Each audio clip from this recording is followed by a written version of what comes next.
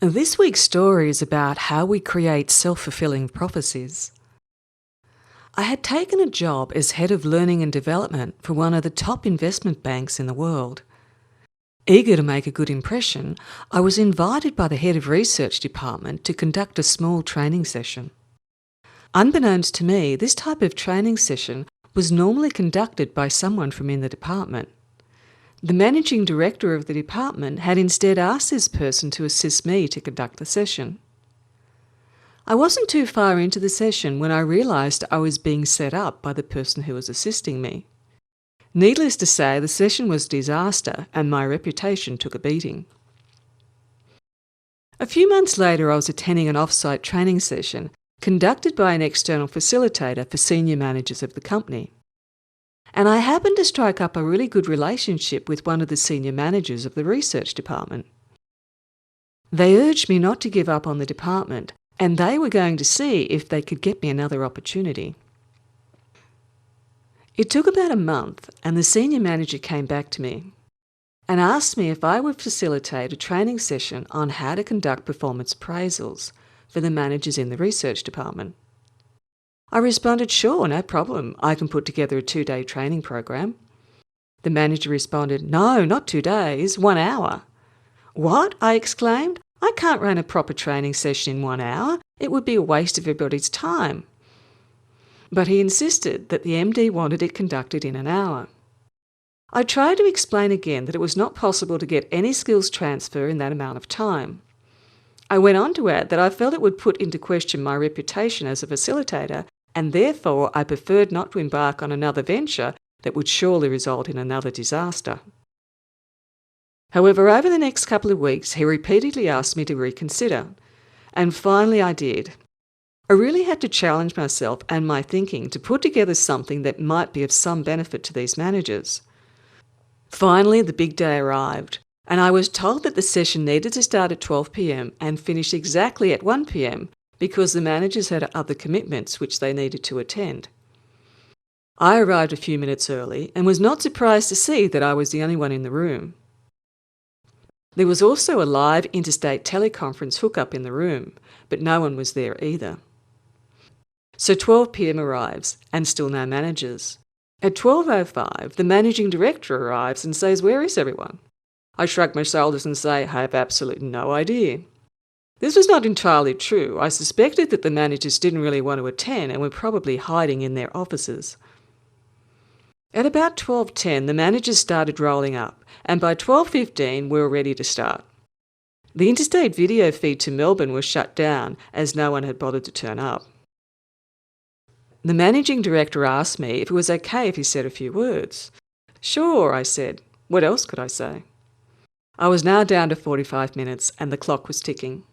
Then it got to 12:25 and the managing director was still talking.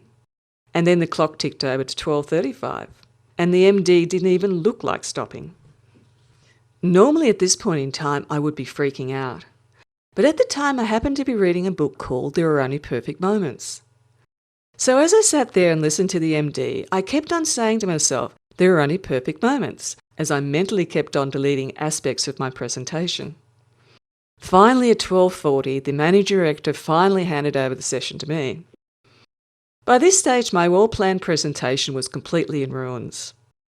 So I decided in that moment to discard all of my presentation and fully embrace and live the concept that there are only perfect moments. This resulted in me getting on my soapbox and passionately speaking on the topic of performance appraisals for 20 minutes. At precisely 1 p.m. I stopped the presentation, everyone filed out of the room and the MD thanked me. Back in my office, I was pondering to myself, well, at least I was positive and I hadn't shown any signs of annoyance or distress. I then decided I would go and pick up a sandwich for lunch. As I was going down the escalator, the MD was coming up the other side. And he yells out, Jewel, call me when you get back to your office." When I got back to my office, I called him, and he excitedly tells me that all the managers had raved that was the best training session they had ever attended. He went on to say that a few managers missed the training, so he wanted me to schedule a one-on-one session with each of them. To say I was totally stunned was an understatement. But the lesson learned here was about letting go of what I think is right and being there and responding in the moment with a belief that there are only perfect moments. What do you think would have happened if I had become rattled and showed my annoyance at having only 20 minutes to present my material? Yes, it would have been a disaster. From a brain perspective, how did I manage to achieve in 20 minutes what I thought wasn't possible in 60? The brain is very powerful and extremely resourceful when you put it to work for you instead of against you. The moment that you have a thought or intention, your brain will find a way to manifest that. In this case, I never let go of the thought that there are only perfect moments. This opened up the problem-solving part of my brain, the frontal lobes, which allowed me to deliver the perfect solution. Had I thought, how am I ever going to succeed in 20 minutes? This is a complete disaster. Then I would have elicited a severe stress response, which would have opened up the emotional knee-jerk reaction part of my brain, the limbic system. This in turn would have shut down the frontal lobes and hence my ability to deliver the perfect solution. This, I think, is the true meaning of the concept, a self-fulfilling prophecy. Each and every moment of the day, you have a choice of how you will use your brain. You can fill it with I can messages or I can't ones. Either way, your brain doesn't care. It is just the vehicle for finding a way to manifest what you are thinking. How will you choose to think and live your life?